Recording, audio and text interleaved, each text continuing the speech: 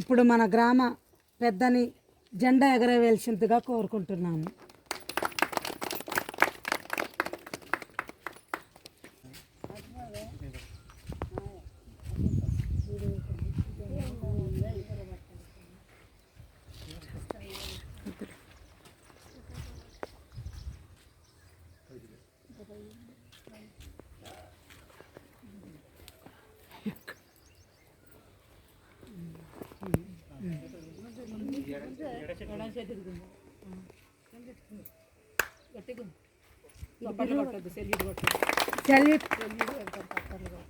జనగణ మన అధినాయక జయ భారత భాగ్య విధాత పంజాబ్ సింధు గుజరాత మరాఠా ద్రావిడ ఉత్కల వంగ వింధ్య హిమాచల యమునా గంగా ఉజ్జల జలధి తరంగా तब शुभ नामे गाए तब शुभाशिष मागे गागे तब जय दादा जन गण मंगल नायक जय हे भारत भाग्य विधाता जय हे जय हे जय हे जय जय जय जय हे.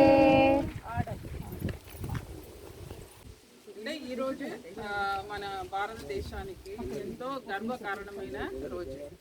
మనం అందరం కూడా గర్వంగా మనం జెండా ఎగిరించుకుంటున్నాము.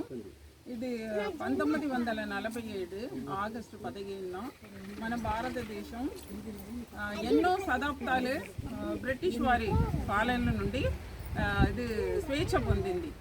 ఈ స్వేచ్ఛ కోసం ఎంతోమంది తన ప్రాణాలను అర్పించారు.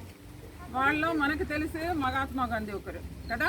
మహాత్మా గాంధీ, సుభాష్ చంద్రబోస్, భగత్ సింగ్, సర్దార్ వల్లభాయ్ పటేల్ ఇలాంటి ఎంతోమంది మహానుభావులు చేసిన త్యాగాన్ని మనం మరవలేము. అలాగే ఇప్పుడు చూడండి, జెండా మీరు చూస్తున్నారు, 3 రంగులు ఉన్నాయి, మధ్యలో అశోక్ చక్రం ఉంది. ప్రతి ఒక్క రంగు కూడా మనకి ఒక అర్థాన్ని చూపిస్తుంది. ఇప్పుడు కషాయ రంగు మనకి ఏమో అర్థం చూపిస్తుంది, ధైర్యాన్ని మనకు గుర్తిస్తుంది. అలాగే తెలుపు శాంతిని గుర్తిస్తుంది. ఆకుపచ్చ అభివృద్ధి అంటే దేశ అభివృద్ధి, ఆ పచ్చతనాన్ని మనకి గుర్తిస్తుంది.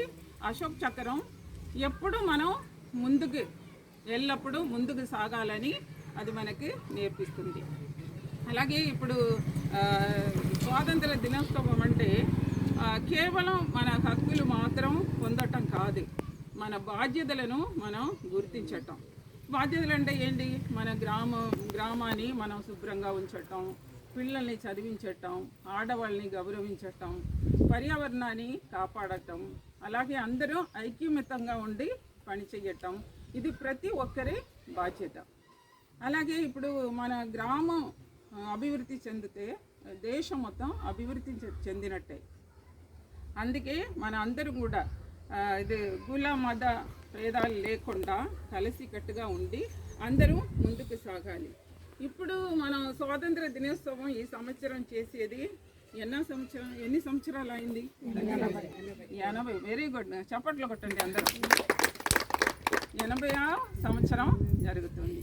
ఈ సందర్భంగా మన దేశం ఇంకా మరింత అభివృద్ధి కావాలని, మన కుటుంబం సంతోషంగా ఉండాలని, మన గ్రామం ఐక్యతతో ఇది ముందుకు సాగాలని, అభివృద్ధికి ఇది ఆదర్శంగా ఉండాలని మనం కోరిచి మన అందరం కూడా దేశాని కోసం మనం పనిచేస్తాము. మన గ్రామం ఇది గ్రామాని కోసం పనిచేస్తే మన దేశాని కోసం మనం పనిచేసినట్టే.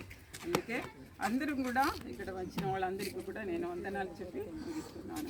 ముఖ్యంగా మన పెద్దవాళ్ళు వాళ్ళు పిలవగానే వాళ్ళు వచ్చి మంచిగా జెండా ఎగిరించారు. చాలా వందనాలండి మీకు. మహిళలందరికీ వందనాలు.